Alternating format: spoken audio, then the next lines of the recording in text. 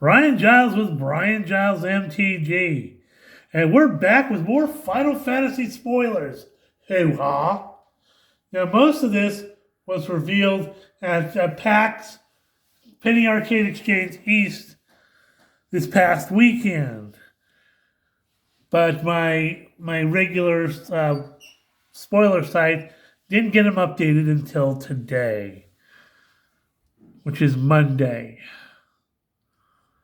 So starting our list off today, we have another powerful card in Zodiark Umbral God. He's a beefy 5 black mana for a 5/5 god with legendary god with indestructible. When he enters, each player sacrifices half the non-god creatures they control of their choice rounded down.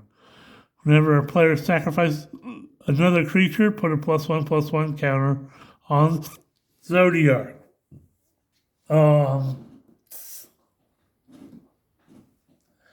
This guy is your anti-weenie card. Oh, look, you have a weenie deck. I'm just gonna put all this black mana out, and I'm going to drop this down. Oh, half your weenies go bye-bye. How many did you have now? And he gets bigger and, and he's indestructible. So he's gonna be a beast. This guy is gonna, this guy is just bad all the way around. You need exile spells? Yes, please.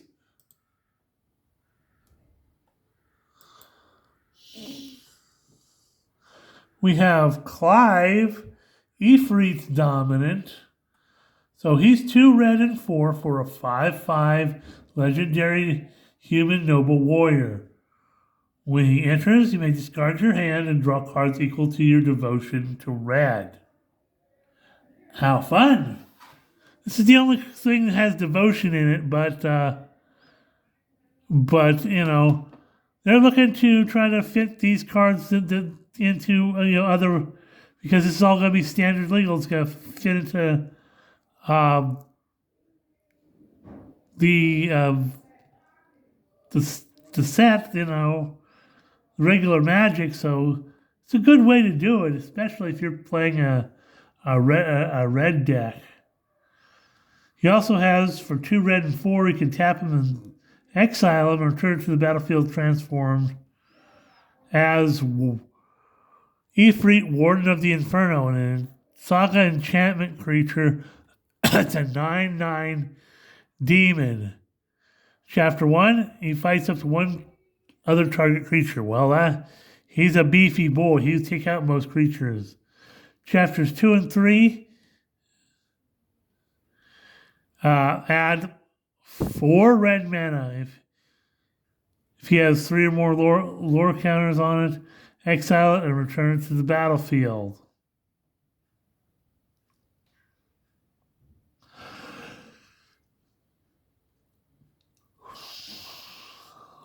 So he goes back to the other side. So it's another one of these dominants, which are the flippy cards. Okay, next up we have Fire Magic, which is another one of the tiered magic cycles. So red mana, just a red mana deals 1 damage to each creature. Add in 2 colors to that, it deals 2 damage to each creature. You add in 5 mana to that, it deals 3 damage to each creature.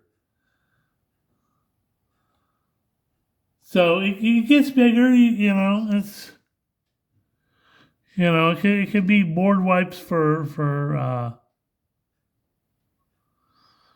so, it's an instant, it'd be board wipes for, just dealing that extra little bit of damage.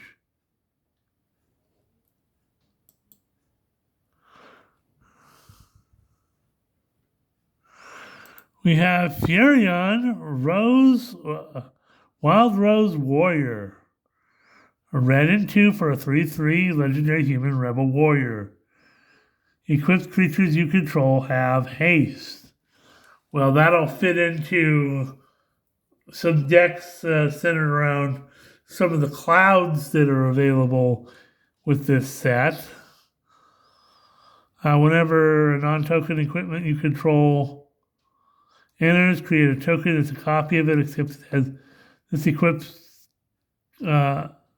equipped abilities cost 2 less to activate. Sacrifice that token at the beginning of the next end step. So this guy's like the weapons master. This guy's the guy you want to.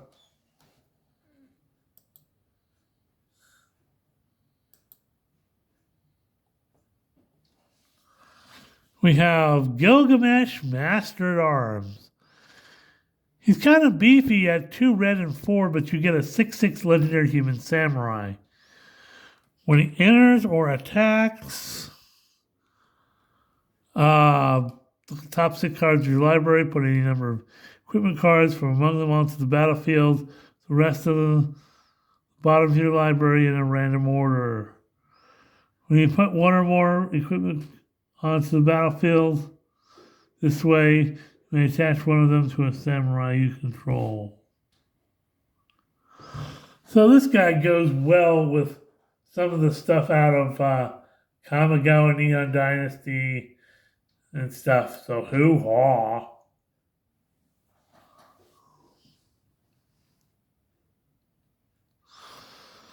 Next up we have Zeldench. Red and 2 for a 0/3 legendary human monk. They play an additional land on each of your turns. Something you don't see in red. He gets +1/+1 for each land you control. +1/+0, excuse me. At the beginning of your end step, return a land you control to its owner's hand.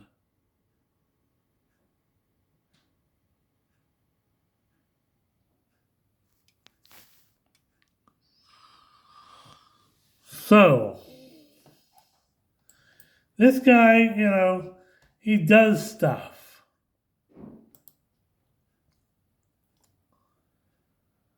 So he's all about lands, and you don't usually see a lot of that in red. So hoo-haw.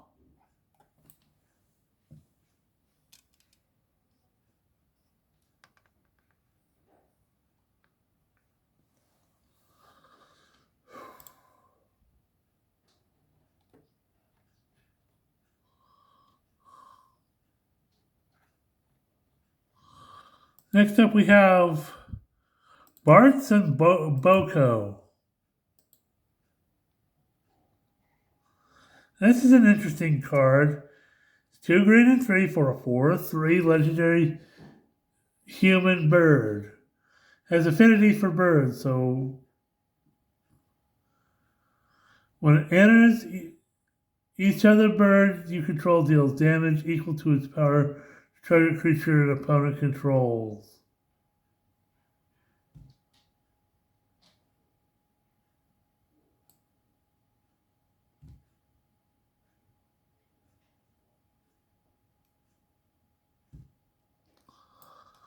So Bartz and Boko, 5 mana, 4/3 legendary human bird, affinity for birds. When they enter, each other bird you control deals damage equal to its power to target creature and opponent's control. So it's a guy that she's Chocobo doing fight spells with everybody. So I'm looking to see a lot of Bant bird decks coming. Hoo-haw.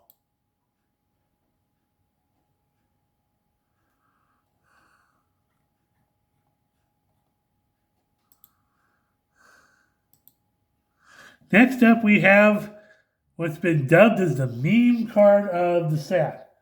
Commune with Beavers. Commune with Beavers. Yeah, I want to commune with some beavers. One green mana for a sorcery. Look at the top 3 cards of your library. You reveal an artifact, creature, or land from among them. Put it into your hand with the rest of the bottom of your library. So kind of like a mini tutor. Because you're looking for beavers.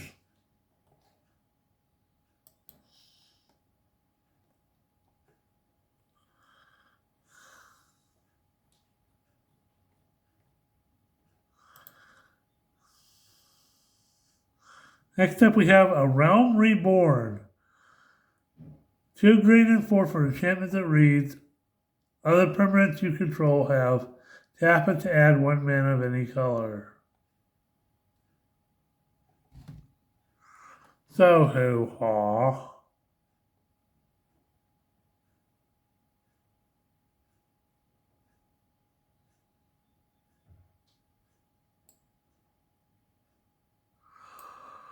So let's moving on.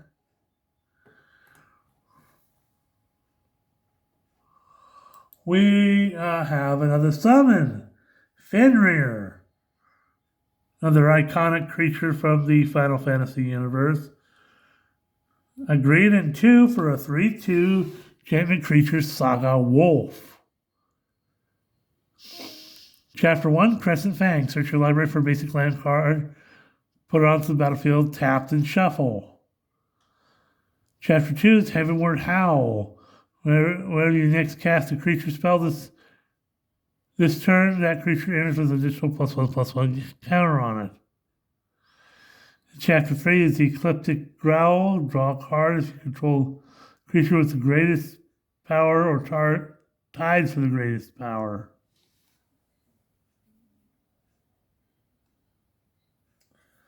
So, hoo-ha, he's a little bit fun to have around. It also would be fun to have in your werewolf deck as well. So, something else too. Next up, we have another insane card in Summoner's Grimoire.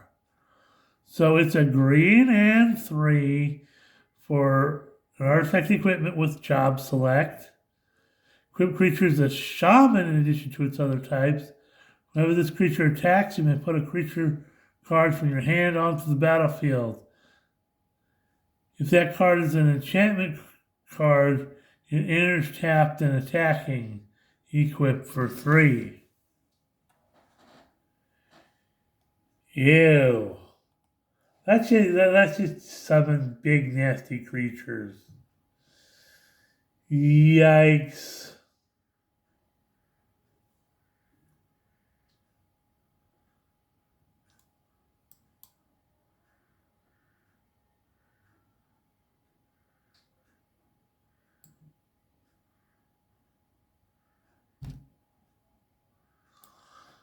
So,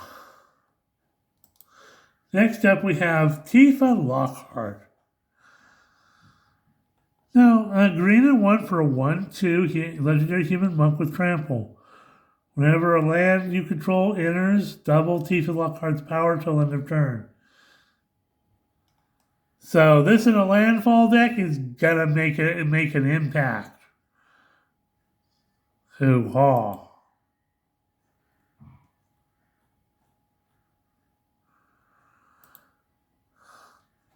Next up, we have Traveling Chocobo. Now, this is the spotlight card of the set. This is the standard version that you can find anywhere. So it's a green and 2 for a 3/2 bird.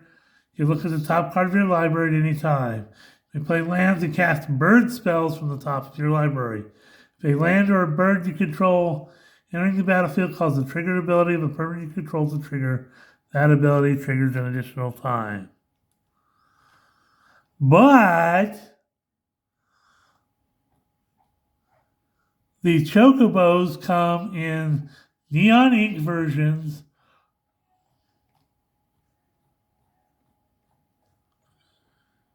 And right here, as you can see, it has a one of 77 golden chocobos, which are the rarest ones to get and in the game. And this is why there's only 77 of them.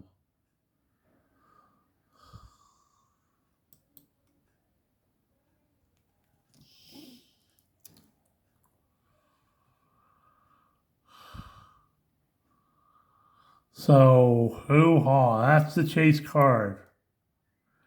Next up we have Vanilla Cheerful Icy, which is a green and 3 for a legendary human cleric. When it enters, you mill 2 cards, return a permanent card from your graveyard to your hand. Beginning your first main stage, you both control Vanilla and a creature named Fang, Fearless Icy. You may pay a black, a green, and 3 if you do exile them and transform into Ragnarok Divine Deliverance. So that's the one we showed you earlier with Fang.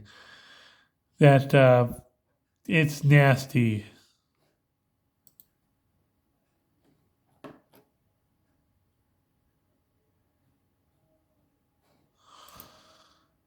So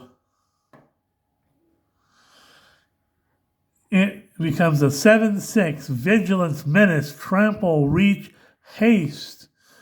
When it dies, destroy target permanent and return target non-legendary permanent card from your graveyard to the battlefield.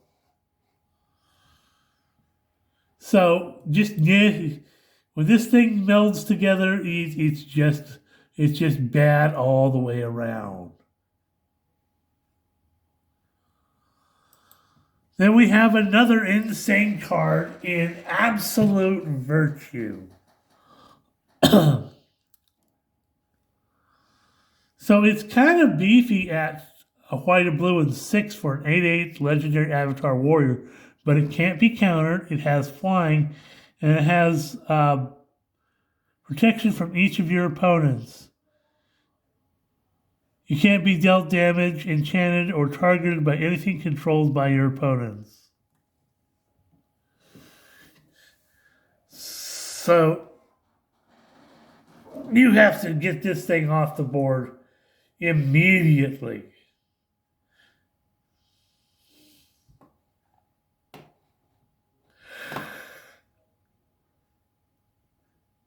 I know you, Azorius control deck heads, are going to want this for your commander. This is just nasty.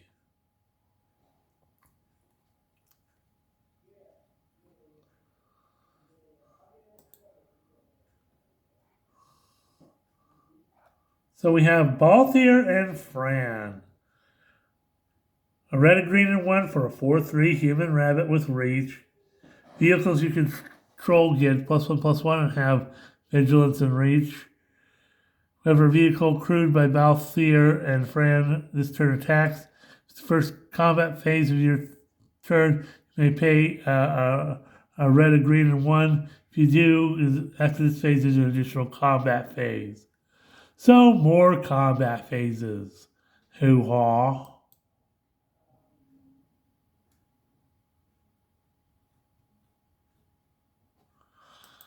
Now we have Sid, Timeless Artificer, which appears in several games, and there's 14 versions of him. So this for this set is the kind of Nazgul of the set. So it's a white, a blue, and 2 for a 4/4 human artificer. Artifact creatures and heroes you control get +1/+1 for each artificer you control and each artificer card in your graveyard. A deck can have any number of cards named Sid, Timeless Artificer, and it cycles for a blue and a white. So this guy, you gotta want to pair him with some stuff.